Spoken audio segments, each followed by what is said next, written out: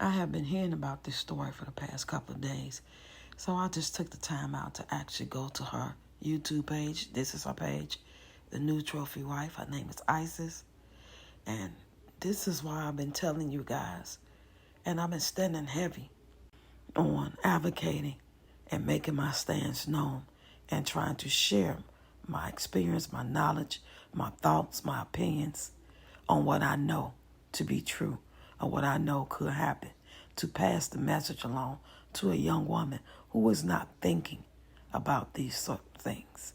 This is a very sick and sad story, but it's more common than you think. So me listening to it, it didn't really trigger me. It didn't shock me or none of that. The shocking part for me was how she got to where she got, how this was able to happen to her children in the first place, how she met somebody the way she did and married them in a week in her situation that she was in before she met this person, and him telling her, yes, you can come live with me with your sons, but you have to be my wife. You know, those little signs, those red flags that we should see, but we don't because we're so busy looking at the other picture, the picture of being a trophy wife, of having a successful husband, having a lavish life, being able to get your material things and your needs met without doing much, just doing a bare minimum, looking good and staying home and nurturing the children. You guys go over there if you're interested in hearing the story for yourself. I won't really play it, and I'm not going to really talk much about that part of it.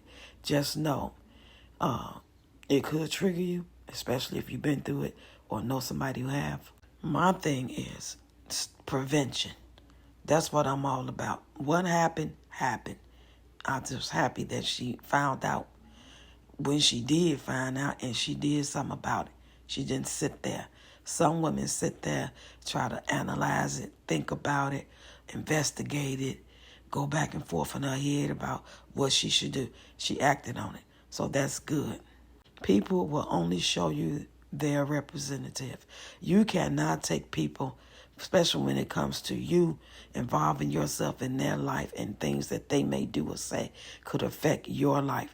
You got to take that seriously. It is not just some passing by, having a drink and never see that person again and not take it serious.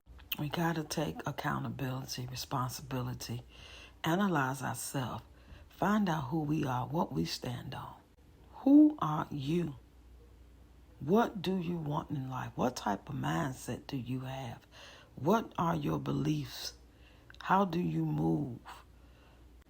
What is your story? What is your background? How do you live your life? What is your thought process? What do you want to do in life? How do you do it? How do you treat people? How do you treat yourself? How do you allow people to treat you? All these things are the beginning, the foundation of your life.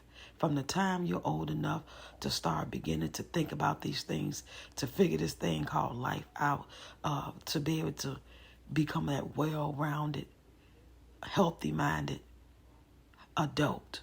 It starts from a very young age. So by the time you get to be in your 20s, 25, 28, 32, you will begin to keep making good decisions and building on that.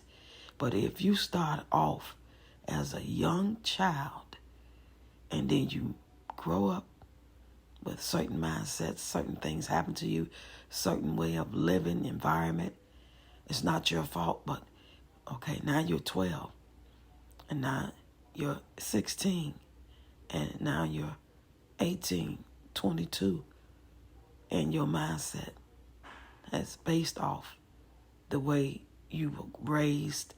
Sometimes, unfortunately, the household that we are raised in is not proper, should I say.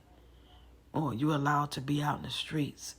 Not everyone has a home where mom is, holding it down and she making sure you got your needs met and you're where you're supposed to be at, and you're in your after school program and she's teaching you, and whether y'all go to church or not, or you have mentors. Not everybody have that. So as they grow up, they're learning more and they're growing up as healthy as possible, and they're learning this thing called life, growing Some people don't have it like that. Some people have it hard, and they had to struggle, and they had to fight, and they was always abused, or not so much physically, but physically, mentally, emotionally. So now by the time you get to be in your 20s and you meet somebody like her husband was, it's easy for them to finesse you. It's easy for them to take advantage of you thinking you came a long way, because from where you come from and the life you had was nothing compared to what they're offering you. And now on top of that, you're beautiful, or they're telling you you're beautiful. They're making you feel like, you're the best thing since sliced bread, and you can't believe it. It's a dream come true. This got to be a great person. Who else would allow me and my 2 children that I had with another person that didn't work out? And I'm telling my story and my background. That's another thing. Stop telling your background so fast. Stop telling everything you went through with your last mate, spouse, your mama, how you don't like her, how you was raised. Keep things to yourself until you get to know if you can trust this person. Y'all, it takes a long time. This ain't no overnight sensation. Just because it feel good, the conversation good, the wine was good, the way he touched you was good, the things he said to you made you feel good. Those pressure points in the time that you was around this person and that drinking. Oh my God, don't be drinking and drugging. It's really going to be bad. Y'all got to stay on point, okay? You got to. Especially if you got children involved. Especially the fact that you can have children with these people. You don't even have to have no children, but the fact that you meet somebody, you can possibly have children with a monster. Always follow your gut, your instinct. If, like, for example, she says something about every time she had to find an excuse to get out the house with all the kids, because he would always say, if you're going to the store, why you taking all the kids? That was probably the time he was doing what he was doing with them kids, because she leaving some with her, and she might take 1 or 2 with her. But if you left the little ones there and took the oldest one, yes, you got to look at those signs. Like, why they saying that? I don't give a damn how nice, how much money, how many bills you ain't got to pay no more. That's how the enemy gets you. They know what you need, they know what you like, they know what you want. They know what you're weak for, whether it's drugs, material things, a place to stay, being comfortable. Everything costs. Some things cost just the natural things it costs. It don't cost you money. It don't cost you nothing but to just, love and respect that person back and genuinely care about them. And they're genuinely giving you the same. They ain't on this type of stuff. But it's too risky to take that chance.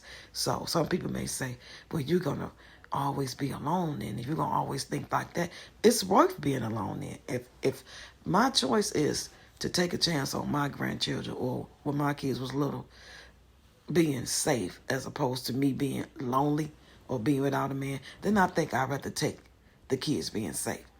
I mean, maybe it ain't meant for me this lifetime. It's okay not to have a spouse. It's okay not to have somebody that you think love you and you love them back, if it means you're going to be protecting your children. It's not always a bad thing. And when the time is right, you will.